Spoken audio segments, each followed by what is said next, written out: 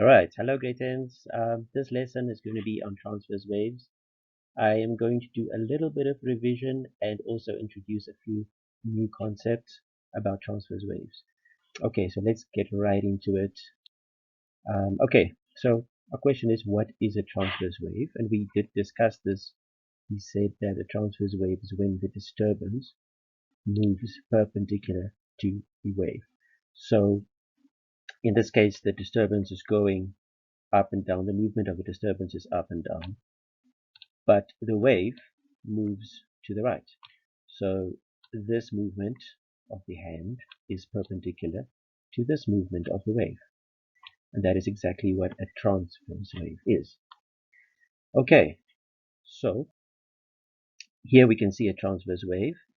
And if we look at a transverse wave, we see that the medium particles, so if I take one of these dots that are on this transverse wave, you and just track its movement, you will see that all that's going on is that it's going up and down, up and down, vertically. It's not moving sideways, it's just going straight up and down. All right, and if you have a series uh, of points on this rope that are moving up and down, but obviously not synchronously, then uh, you have a wave. All right. Okay, so some of the terms that we looked at.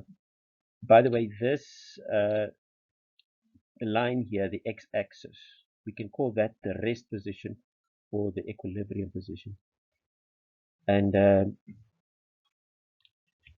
this point here is called a crest. It's the highest point of a wave um, at the maximum displacement from the rest position. And then we have a trough down here. This is a trough. A trough is the lowest point of a wave at the point of maximum displacement from the rest position. Okay, and then if we measure that distance between the rest position and a trough, or between the rest position and a crest, if we measure that distance, we actually are measuring what we call the amplitude. All right, so the amplitude is the maximum displacement from the rest position. Then we have something called a wavelength, what I'm highlighting right now. That is a wavelength. And you can see that the wavelength is actually just the distance between a crest and another crest.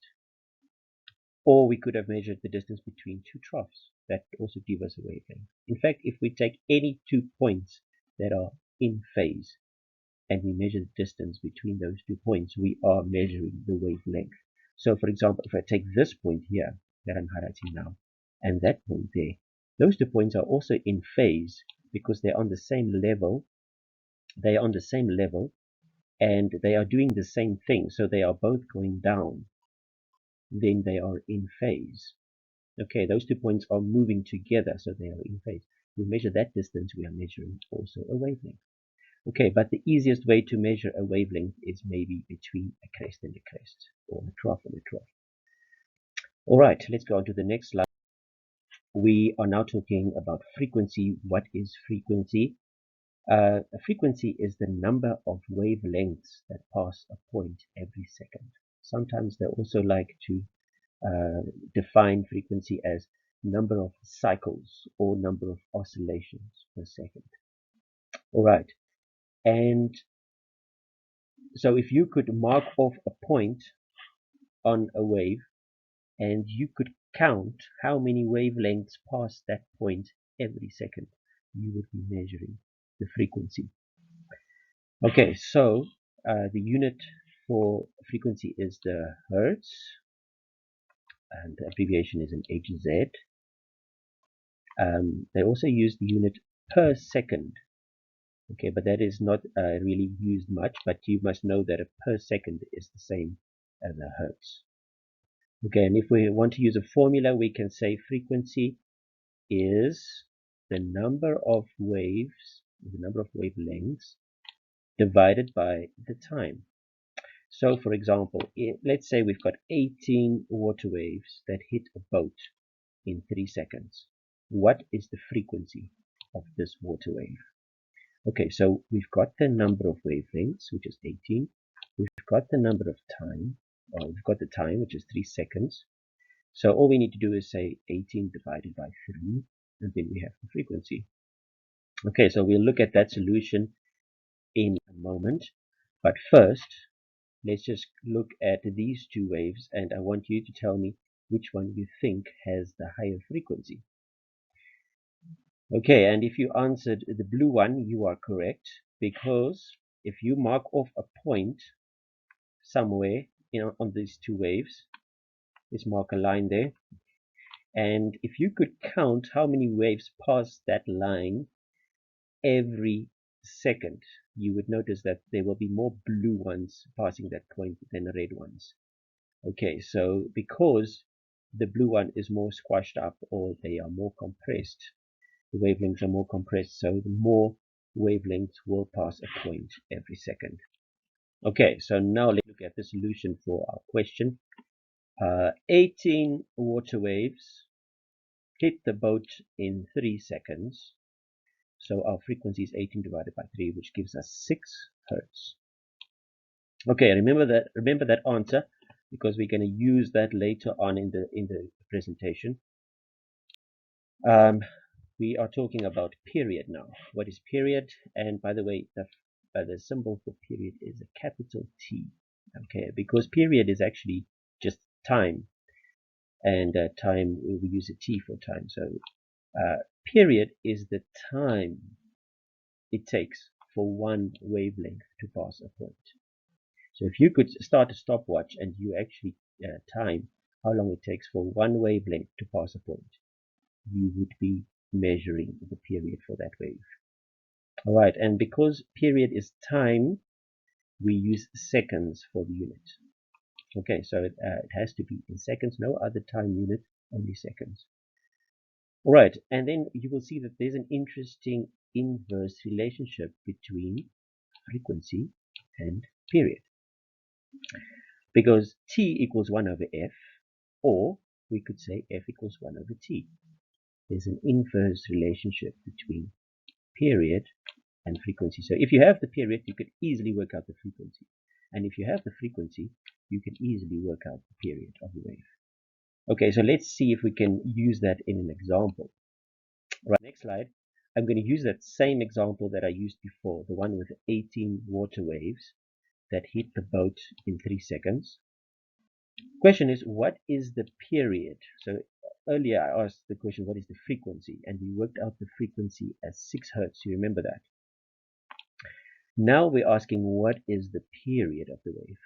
Okay, so because we already know the frequency, which was 6, we can easily work out the period by saying 1 over f. Okay, so it's 1 over 6. And if you work that out on your calculator, you get 0.17 seconds. Okay, it has to be in second period, in seconds. Okay, the last thing that I'm going to teach you before I give you some practice exercises is the wave equation. So here is the wave equation. And by the way, this formula is on your formula sheet. You are not required to memorize it. And this is V equals F lambda. Okay, so the V stands for speed, and it is in meters per second. Frequency is F. So F is frequency, which is in hertz. And then the lambda, and by the way, lambda is just the Greek letter L. It's this upside down Y-shaped letter. That stands for wavelength, and it has to be in meters. Right, so if in your question it's not given in meters, you have to convert it to meters first. So if it's in centimeters, divide by 100 to get it to meters, or if it's in millimeters, divide by 1,000 to get it to meters. All right, so let's see if we can use that formula now in an example. So here's my example. A water wave comes into the harbor at a speed of 1,5 meters per second and has a wavelength of 200 centimeters. Calculate the frequency with which the wave hits the harbor wall. Alright, so the question gives us the speed of the wave is 1,5 meters per second. it gives me the wavelength as 200 centimeters, which I have to convert to meters before I can substitute it. So I divided it by 100 to get to 2 meters. And then we're going to work out the frequency in hertz. Alright, so here is the formula that I just taught you, V equals F times lambda. And if you find it easier to use the triangle method, you may use that. So a triangle would be V equals F lambda. So with this triangle, you can change the subject of the formula the way you want to. So V equals F times lambda, or F is V over lambda, or lambda equals V over F, if you want to change the subject of the formula. Alternatively, you can just use the formula as it is from the formula sheet, and you can substitute those values straight in there, and then work out the unknown.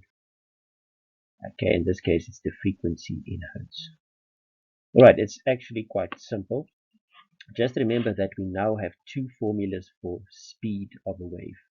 We've got V equals F times lambda, but there's another formula for speed that I taught you earlier on, one that you actually know from earlier grades. Speed is distance over time. Okay, so depending on what we are given in the question, we can use different formulas. So if in the question you get frequency or in wavelength, you can use that first one. But if it's distance and time, then you have to use the second one. So just remember that there are two formulas for speed of a wave. Alright, so now I want to get you guys going. I want you to do exercise 3 in your physics textbook. Unfortunately, I don't have the page number, but yeah, just find exercise 3. It's somewhere in the beginning of the textbook. And I want to do all the questions, number 1 to 12.